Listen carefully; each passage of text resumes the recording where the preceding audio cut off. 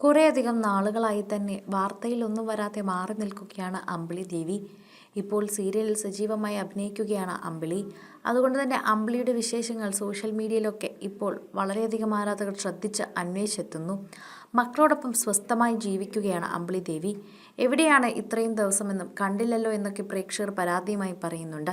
അമ്പിളി ദേവിയുടെ പുതിയ ജീവിതം വളരെയധികം പുതിയ പാഠങ്ങളോടുകൂടിയുള്ള സന്തോഷ ജീവിതമാണ്.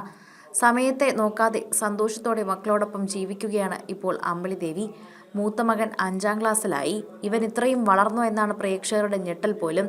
സോഷ്യൽ മീഡിയയിൽ തന്നെ നിരവധി പേരാണ് ഇതിനെക്കുറിച്ച് സംസാരിക്കുന്നത്.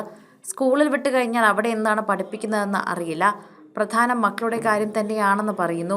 അതുകൊണ്ട് മക്കൾക്ക് പ്രാധാന്യം കൊടുത്തേ മതിയാകൂ എന്ന് കൂടി പറയുന്നുണ്ട്. മക്കളുടെ പ്രാധാന്യം കൊടുത്തു തന്നെയാണ് ഇപ്പോൾ മുന്നോട്ട് പോകുന്നതെന്നും അങ്ങനെയാണ് ജീവിക്കേണ്ടതെന്നും അതും തൊഴിലും മുന്നോട്ട് കൊണ്ടുപോകാൻ ശ്രമിക്കണമെന്നും സോഷ്യൽ മീഡിയയിൽ തന്നെ പറയുന്നു.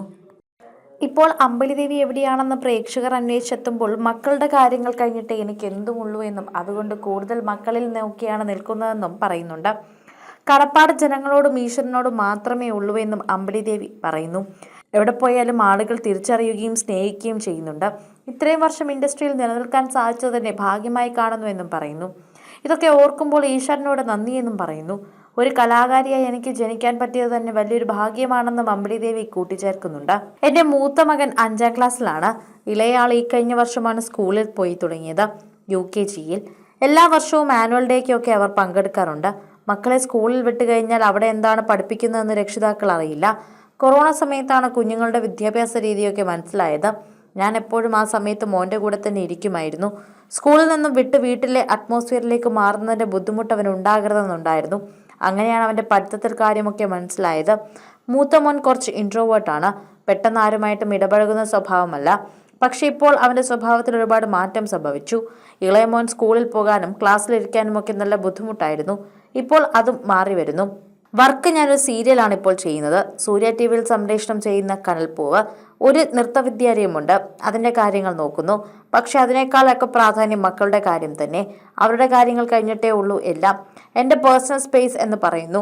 അവരുടെ പഠിത്തവും ആക്ടിവിറ്റീസും തന്നെയാണ് എനിക്ക് മുഖ്യം. അവരുടെ സ്കൂളിലെ ഒരു പരിപാടിയും ഞാൻ മുടക്കാറില്ല.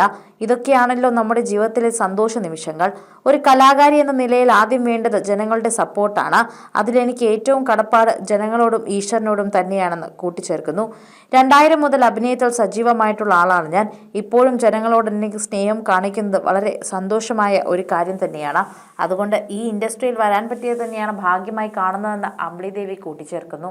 അമ്പിളി ദേവിയുടെ വാക്കുകൾ കേട്ടപ്പോൾ തന്നെ സോഷ്യൽ മീഡിയയിൽ എല്ലാവർക്കും സന്തോഷമായി. കുറേയധികം നാളുകൾക്ക് ശേഷമാണ് അമ്പിളി ദേവിയുടെ വാക്കുകൾ കേൾക്കുന്നത്. അമ്പിളിയെ കണ്ടിട്ട് തന്നെ കുറേ ആയി എന്ന് പറയുന്നു. കനൽപ്പൂവ് സീരിയലൊക്കെ കാണുന്നുണ്ട്. സീരിയലിൽ അതിഗംഭീരമായുള്ള ഏട്ടത്തിയമ്മയുടെ മൂത്ത മരുമകളുടെ വേഷമാണ് ചെയ്യുന്നത്. ഗംഭീരം തന്നെ എന്ന് പറയണം.